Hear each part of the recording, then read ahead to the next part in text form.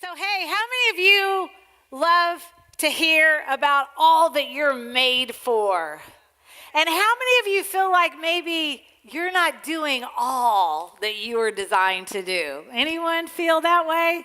Well, today I'm going to talk to you about my favorite subject, and that's about discovering your purpose, your why, and really to get a hold of today that you were made for so much more. So USA Today did a poll several years ago, and USA Today, for some of you who grew up reading the internet instead of a newspaper, it's a great daily newspaper, and they do a lot of studies.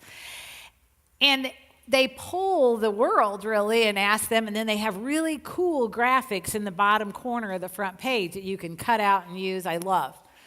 So they, a few years ago, surveyed the world and said, if you could ask God one question, what would it be? And by far, the number one answer was, what is my purpose? What is my purpose? So that is what we're going to talk about today. And we're really going to talk about the who, the why, and the what, so that I can prove to you with beyond a shadow of a doubt what you are made for. You ready? Yeah. All right.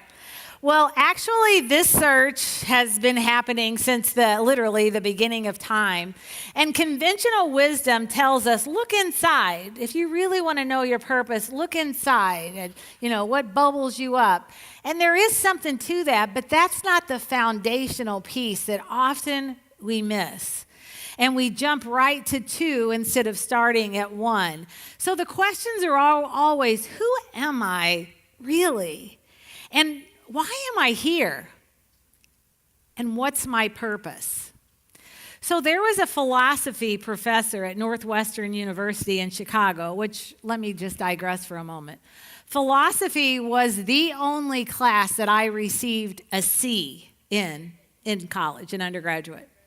Because I could just not go deep enough for the professor. And it was so unfair. It's like, dude, you are a PhD philosopher. I am not a philosopher. And I just couldn't connect with him. Now, in graduate school, I got 1 C too. But I deserved that one because I cheated and got caught.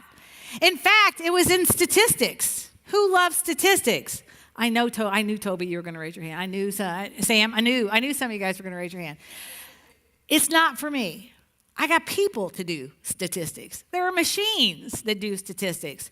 So in graduate school, most of the time you work in more teams than you do in undergraduate. And pretty much our whole class traveled through this 2-year program together.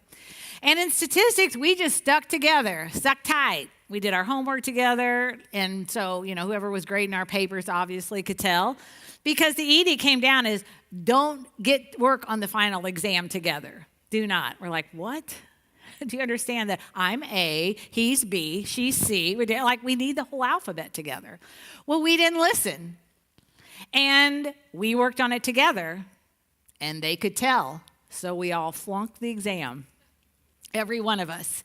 And we were going into the finals making an A, and with an F in your final exam, it took us to a C. I deserved that C. I did not deserve the C in philosophy, but I digress. So back to this Northwestern professor. He sent out 250 letters across the world to distinguished professors and scientists and writers and intellectuals and asked them, what is the meaning of life? And then he published a book with the answers. And some of them offered their best guesses. Some admitted they just made it up. And some said, I do not have a clue. But my favorite answers, which there were many, was write back to us and tell us what you find out. So it's the $1 million question that crosses over all social economic circles. We all want to know, why am I here? What is my purpose? So let's start with the revelation where I started. When Paul talked about in Colossians, he said, for everything, absolutely everything, above and below, visible and invisible, everything. Repeat after me. Everything. God started and finds its purpose in him. In him. And so we all remember that couple in the Bible by the name of Adam and Eve, right? That name sounds familiar. In the Garden of Eden. You know, God was super clear with them. Super clear. Like, this is yours. This is your paradise. Eat and drink and swim and dive and sleep and play with the animals. It's all yours. Just don't do one thing. Just one thing. Don't eat from that tree. That was it. That's all he told them. And it wasn't very far after that that the enemy showed up. And he said, did God really say? And isn't that just the same way that happens with us? The world just comes in and just drowns God out all the time. All the time, you know, you're not good enough. You're not talented enough. You're not driven enough. You're too old. You're too young. You're way past your season for this. We've heard it all before. Sometimes we have failed marriages. Anybody? I'll raise my hand on that. I fail as a parent. You know, it's like I try to get it right. I failed. You know, we fail at the dreams that we set for us. And so then we wake up and we feel unworthy of a calling or a purpose because we can't stop screwing up. And then we medicate ourselves. I mean, people are more medicated than ever, whether it's with drugs or my medicine is Dairy Queen. Or with Dairy Queen. Anybody else? Let me just say, though, God intervened because they discontinued the Reese's Pieces extravaganza. And I found out I went twice, and I'm just getting a Reese's Pieces. Like, listen, I can throw Reese's Pieces in ice cream. I need the extravaganza. I need all that peanut butter added. So he rescued me 40 pounds later, but he rescued me. But we're doing that to numb the reality and not just facing up with why we have that feeling of unworthiness, right? Because it's everything else drowning us out. So then the enemy came in and said, again, did God really say you shouldn't eat? Because he said, you know what happens is the minute you eat that, then you'll become just like him. And that's why he doesn't want you to eat. Now, what she didn't really realize was she was already like God. God's DNA was in her. What does the Bible say? That we were formed in his image. So we were born with his DNA, looking like him, being like him. She didn't have to go searching and eat that fruit to figure it out, just like we don't have to as we're searching, you know, for the next relationship, the next raise, the next title, the next position, when we should know who we are right now, because that's who we were born to, and that's what we were really made for. And so I didn't really get my head around this until I read that from Paul to find out that it's really not about me. And it's not about you, right? Misery loves company. And anytime I hear someone say, well, it's not about you, Tammy, I'm like, whoa, whoa, whoa, whoa, whoa. But here's why. Because that's small thinking. And that's the great news about it's not about me and it's not about you. Because of God's promise. That is literally my favorite passage in the Bible. Because he says that no eye has seen, no ear has heard, no mind can even conceive. Like, stop for a minute and just say, it doesn't matter how crazy your imagination is, you can't even imagine what God has prepared for you. And so, what does the word has mean? It's done. He's already done it. It's past. So it's not something he's going to do. He's not going to make it so big and so awesome that you can't see. He's already done it. So it is done. And that's what so many people just cannot get their arms around, thinking, well, yeah, but for other people, I mean, so many times we think we're not worthy of this because we're one of, 8 billion people on the planet? So we're like, well, how can one, Fallon, Illinois, one person, St. Louis, what? No. You are the only one that has that DNA, that plant of DNA in you. You have royalty flowing through your veins. But we give it away thinking, wait, what now? I just can't comprehend that. That's right, you can't. That's why he puts it in his word. That's why he promises that. That's why we have to stand on his promise. So what if you were handed this gift and you don't know what it is? All you know for sure is it's a big deal. Like you can tell by the name on the outside of the box. You can tell by the shine. You can tell it's a big time gift.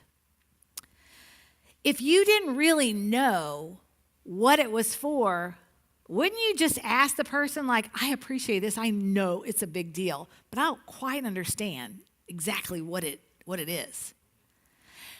If we don't know, then we have to step up and ask what it is. We have to search. We can't just take this gift of who we are and just, well, I don't know what it is, so I'm just going to put it away. No, we have to claim it. And it's yours to claim, nobody else's. So let's talk about the foundation. We're going to lay the concrete of today's message around the who, which is your identity. And so we've already talked about you have royal blood flowing through you. But many of you have read the New Testament and know that Paul wrote the majority of the New Testament. And his books are really letters. They're letters to different churches, to communities.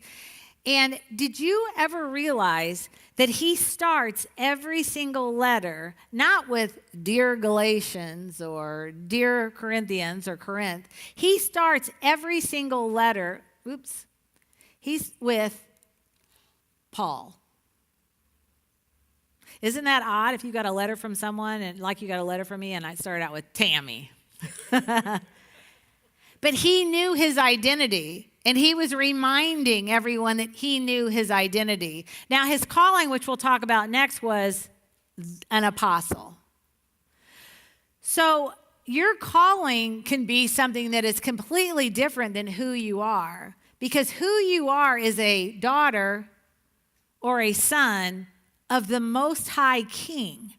I mean, I wish we could really, me included, get my head around that so I would hold myself at such a different level. Like the daughter of a queen does not behave that way. Here is how a daughter of the most royalty ever known acts and helps and stops and starts, right? That's who we are. So he starts every letter with Paul. And then in Galatians, the very first passage, it says, it's Paul, an apostle, sent not from men nor by men. Why is he saying that? Because if no man sent him, no man can stop him. And that is what our purpose is. God has given us a purpose. No man gave it to you. No woman gave it to you. God gave it to you. So no one can stop it but you. So stop the blame game. Well, I think I was by that. No. You've got the instruction manual from start to finish. You know how the story began and you know how it's going to end. Now step into the game. So he concluded, not by men, not for men, but by Jesus Christ and God the Father. Same thing goes for us. So, now why? Why is your calling? I feel like my calling, and I believe strongly that my calling is to lead millions to discover their why, discover their purpose. And God has given me a platform to do that. Through my day job, working with and talking to health systems and audiences across the country, and now the privilege of being on this team, it tops it all.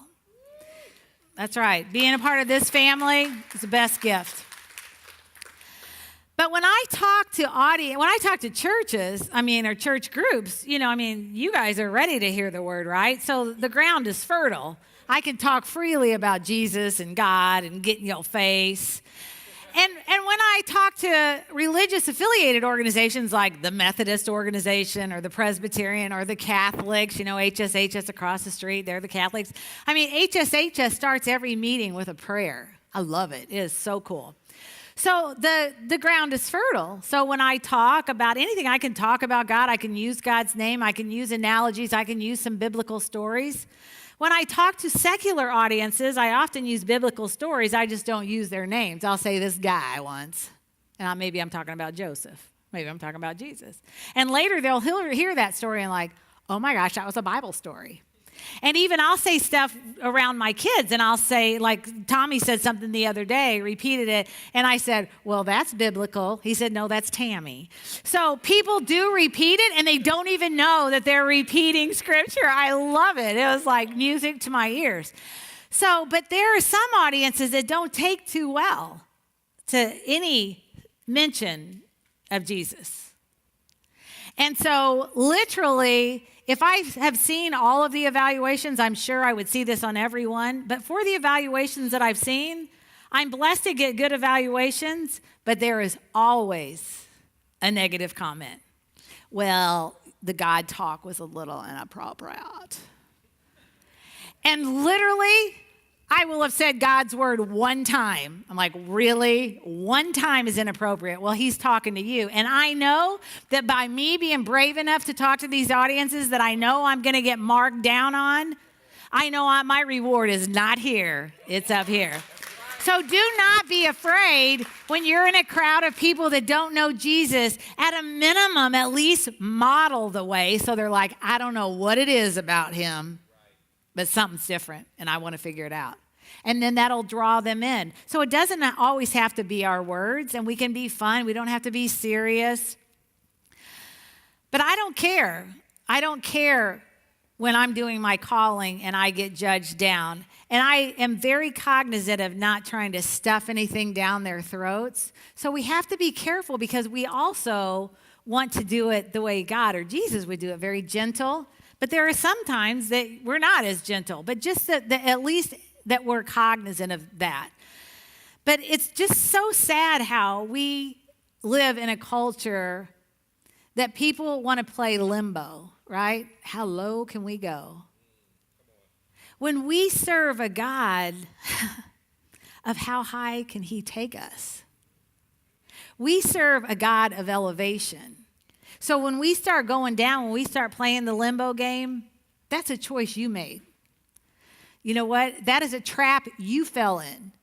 And you know there have been many traps that, including me, that I have fallen into that I knew I was in it and I knew I should get out and I didn't. And I regretted it. So we need to start really coming into tune with listening to what's going on, listening to what we should and should not do.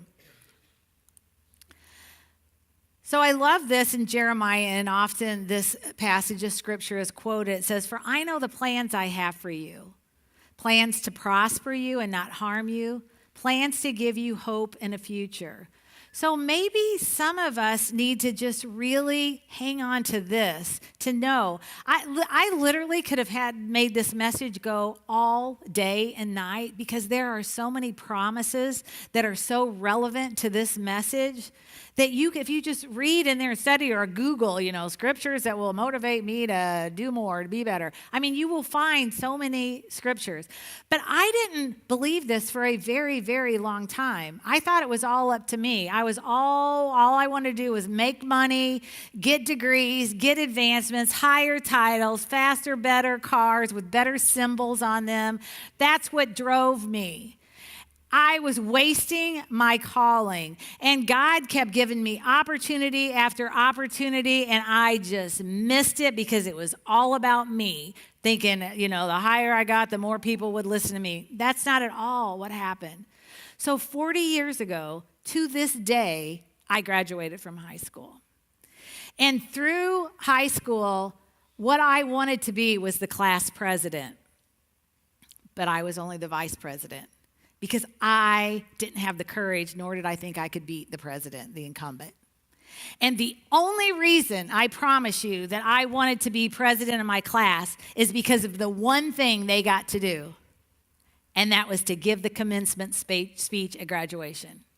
That is what I wanted to do so bad, but I just knew I wasn't going to embarrass myself and run against her. Well, here comes God. So I'm 17 years old. And he opens the door. I get a call. It's the high school principal. I'm literally in the bathroom, and I hear the phone ring. I go running.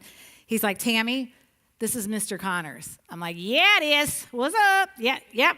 What, I forget my purse or something? Yeah, I mean, I just thought it was somebody, because we prank phone called. Kids, that's what we did back then. Like, that's how we got our jollies. We just prank people. Hey, is your refrigerator running? Yeah, you better catch it before I mean, we were just, silly. But that was the technology we had then, hanging on the wall with a long cord. So he said the president, for whatever reason, could not give the speech, and I got to step in and give the graduation speech. It was amazing. And again, I couldn't even put my arms around or my head around why that was like such a big deal to me. But it was, and I got to do it, but it didn't occur to me that might be my calling. But look at that door got open. So I just want to pause for a minute and say, if you know people in your life, or if you feel like something just keeps bubbling up, like, oh, I love when I get asked to do this, there's actually a pretty good indication that might be around your calling. People help each other out. I didn't see it. I just thought that was so cool and fun. So fast forward, I'm working for BJC Health System. I'm talking to an audience of people that I invited, and I'm introducing a speaker that I paid to bring here. But I'm just kind of, rallying the troops. And then later, my mom, who was in the audience, said that the HR director came up to her later and said, Tammy's really good at that, speaking. And so she came to me afterwards and said, hey, Jeannie said you were really good at speaking. I'm like, oh, that's cool. Almost like she told me she really liked my shoes. It felt good, but it's like, there's another one. You guys have heard that joke once about he sends a helicopter, he sends a boat, he sends and we don't listen. I still didn't listen. And, sometimes I want to blame. Here we go. I want to blame, like, Mom, why didn't you tell me? But maybe she didn't see it. So if you see something, even in someone who's not your child, who is a friend or in a group with you, and you see something in them, don't assume that they've seen it, that they know it. Help them out. Let God use you to really set somebody up so much earlier for their calling. And kids, you have a calling. Actually, everyone, I don't care whether you're 9 or 99, you have a calling, and if you're still here, it's still calling. But why not find it earlier? Why not find it younger and live and enjoy it so much longer, right? Because most of the time, for sure, our purpose doesn't change. For sure, our calling doesn't change. What only changes are the assignments that we're given with both of those. So if you feel like you just can't get your arms around it, you're just going to have to stand on God's promise. Jesus said to us that we need to keep asking, keep seeking, keep knocking. And then he went on with this promise to say, you ask and you will receive. Now, keep on means that you don't do it once. Like, well, I ask him, he won't show me. I guess I don't have a calling. I'm just one of the billion people on the planet. No, you have to keep on. You have to be obedient. You have to, if you don't believe in yourself, if you're not going to put forth the effort, why should God just serve it to you on a silver platter? No, it's up to you.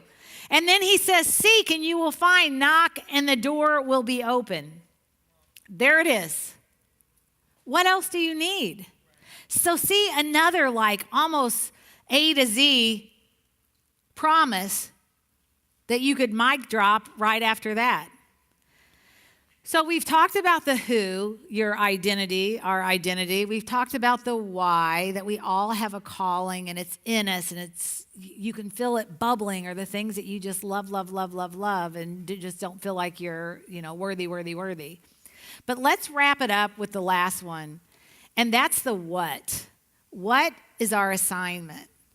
That, my friends, will change. Not as fast as you want, or sometimes way too fast. But you don't get to decide this part. But if you slow down enough to be able to hear what God's sending you and you are obedient, you have no idea how you could literally change the trajectory of a generation, of your family, of a person, of your life, just by being obedient. I mean, I've heard a million stories about how people have heard the nudge of God and acted on it and were embarrassed and did it anyway and just saved lives. I mean, how many of you, by a show of hands, have been nudged to do something or not do something by God before? Everybody? Okay, and how many of you did not do it because you're like, no, that's too embarrassing. Those people will think I am off the chart crazy. Yeah. So I always think this, because listen, I'm in the same boat. Like, I am not going to walk up to that woman and blah, blah, blah, or that man. So here's my rule of thumb now. If it's good, it's God. So that way you don't have to even question, well, is that God talking to me? Because either way you win. You're doing something good. And why would we have to always wait for God's probing or prodding to do something good? You're allowed to do it on your own. Stop waiting for someone else to push you into something that you know you should do, because your calling is all about this. So this was the hardest for me, because I frankly don't really like the word obedient. I just don't. And I feel like God is never on the same odometer or speedometer that I'm on, right? It's like, I'm comfortable here, God. Let me alone. He doesn't want you camping out. He loves people who camp, but not when you camp out on an assignment because it's gotten very comfy and you're very complacent. No, he will disrupt things intentionally because he has something next for you to do, and you're just sitting there handcuffing him. So how can we be obedient and not step over what he's doing with you right now, or be willing to move faster when he says it's time to go? Well, first thing, we cannot say no when God says it's time to go. We just have to remember that. And secondly, God knows everything. He knows what you can and what you cannot handle. And if he was to give you everything that he has in store for you, it would kill you. It would just be too powerful. Your brain couldn't handle it. The people around you couldn't handle it. It's just, you're not ready.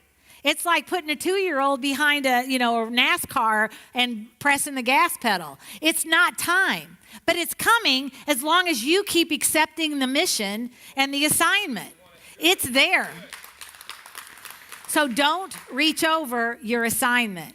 Now, a lot of people think that their calling or their assignment with their calling is just impossible. There is no way. This is mission impossible. But that is not true, because I found one more promise for you guys. What is it? Nothing is impossible with God. What is impossible with us is nothing. Absolutely nothing to God. So you have no excuse. None. So we've got to stop playing the blame game or coming up with excuses. Some of you have heard me say, I'm going to get an excuse bucket and I'm going to put it up here, and everybody's excuses, you just throw them in there. Everyone should have an excuse bucket. I definitely have one for my team. I'm like, that is like such the biggest, lousiest excuse I've ever heard. And so I have very low tolerance for excuses, because I think it's just, all I'm seeing is it's setting someone back from the greatness that they have in them. So my husband reminded me of this scripture a long time ago, and it was like a aha moment big time. Because I remember he wasn't crazy about his job. He's retired now, but he was a pipe fitter for 40 years, so he did manual labor. And he would come home and he'd be tired, and he would talk about how he was trying to engineer stuff that had been designed for him that they obviously did not have a clue how that really works. And I'm like, how do you do this? And he's like, because I don't work for them. I work for God. And all I'm worried about is delivering excellence, because I work for God. And so oftentimes we hear people say, yeah, well, I work for the man. Please do not say that unless you're talking about God. Because first of all, it makes you sound a little out there, and not in a good way. If you work for the man, you work for one man, and that's God. And it changed my life because in our business, we work with a lot of very demanding, just like you do, bosses, but very demanding organizations. I often wonder, why did you even hire me if you already got this right? Which I know they don't have it right. That's why they hired me, but I can't really tell them, like, look at this. So anyway, so I just say, I'm not working for them. I'm working for God. And without exception, every single time I had to remind myself of that, what I delivered was so much more superior than what I would have delivered if they wouldn't have hassled me. So much that I'm able to duplicate it with another client and make even more money on it. And give more to the kingdom, right? It's awesome. So that's why if you feel like you're working, you don't know my boss, you don't know my employer, I do. Yes, I do. God is your employer. God is your boss. You're just showing up there to do where he has sent you. You are under an assignment right now. And who knows, as we know the story of Esther and how she saved her entire nation by being brave enough to take the assignment and go to the king when she could have been killed. And her uncle, who became her adopted father, said, Esther, perhaps you were born for such a time as this. This one assignment could be a generation changer. She saved an entire population.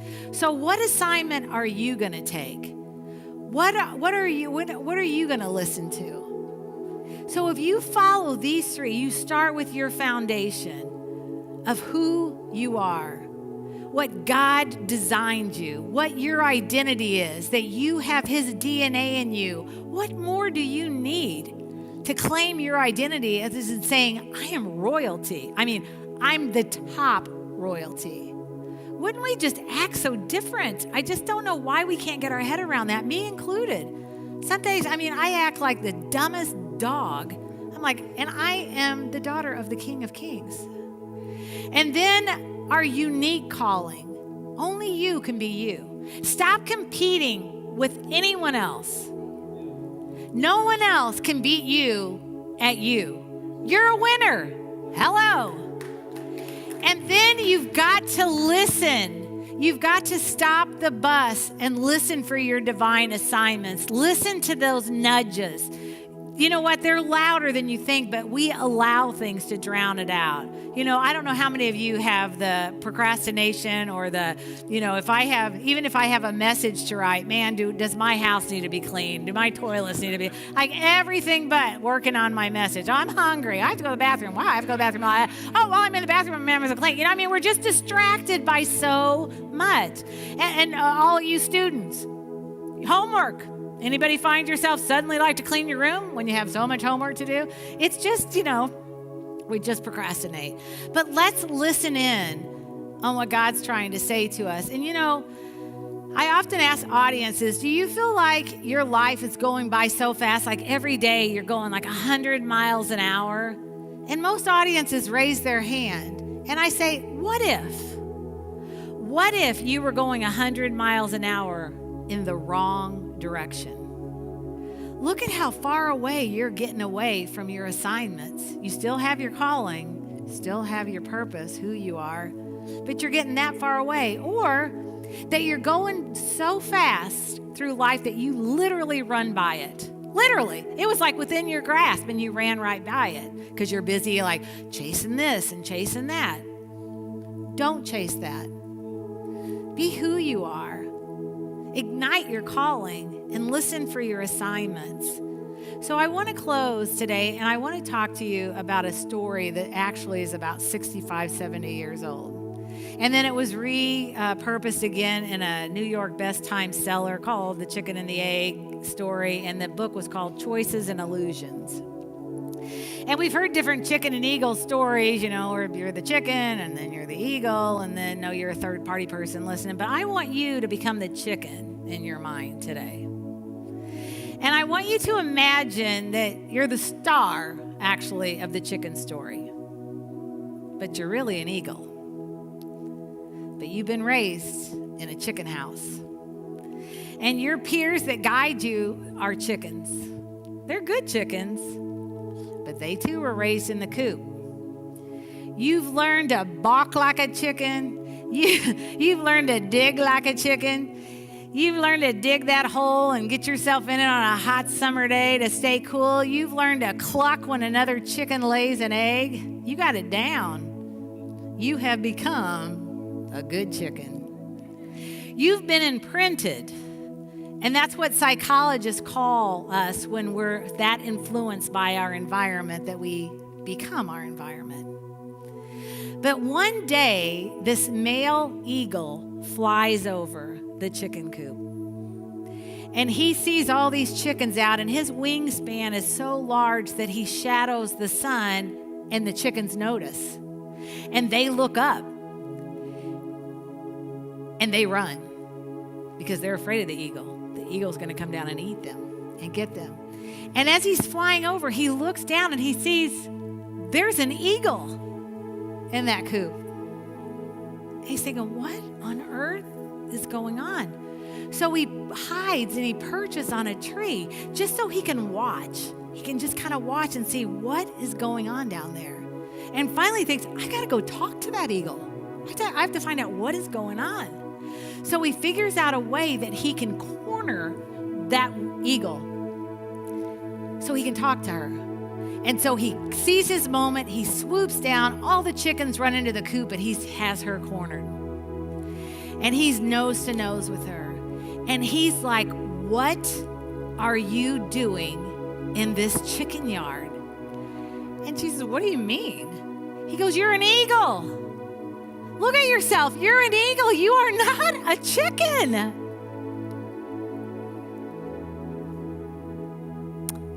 She said, really? He's going to eat me. She doesn't trust him. He said, look, eagles soar. Eagles fly higher. You're the dominion of the sky. You're supposed to be feeling the wind in your face and it lifting you up, diving and feeling the rays. But that just scares her. But she's cunning. She's cunning. And she says, so if I'm an eagle, you're not going to hurt me, right? And he said, of course I'm not going to hurt you. I came to help you. And she said, then you'll get out of my way, right? He goes, of course. I'm not going to hurt you. And he backs up and she runs for the coop. She makes it back in there with her sister chickens. She's like, I did it. I outsmarted the eagle. And they're like, yay, chicken dinner. You did it. Woo. Now, if you think for a minute, did you see yourself anywhere in that story? Is there any time that you've encountered those kind of chicken beliefs? Have you been in an environment that looked a lot like a chicken coop where you're hearing, you know, you can't do that. You're not that. That's not what you were called to do. Anyone? Some of you have been in that chicken coop so long, you don't even realize that you're an eagle. But you know you're an eagle. You know you're not a chicken. And if you are confused and you can't buy into that, you need to check out your birth certificate. Your spiritual birth certificate. That's where you know who you belong to. That's who you know gave birth to you. That's how you know what's in your DNA, that you have royalty flowing through your blood. That's how you know. So I want you to stop with the chicken. And I want you to soar like an eagle. And I want you to stand with me on all the promises that I shared with you today. And there are a million more. Those are just some easy ones. Easy peasy. That's what I need to remember. So I want you to stand on God's promise knowing who you are, whose you are, why you're here, what is your calling. You each have a unique calling. And last, listen in to your divine assignments. You won't be sorry. Is that good enough for today? All right, let's say a prayer. Father, we thank you today. We thank you for this message. We thank you that you made us, that you helped us understand who we are, and that you have convinced every single one of us that we each have our unique calling. And it's something that we love and boils up in us from time to time, but it doesn't even occur to us that that's what it is. Help us, Lord, to slow down. Put people in our lives, Lord, that will help educate us and make us aware of what our calling is. And then, Lord, help us to never, ever again drown out your voice as we hear you guiding us and giving us assignments and missions to change this world. In Jesus' name, amen.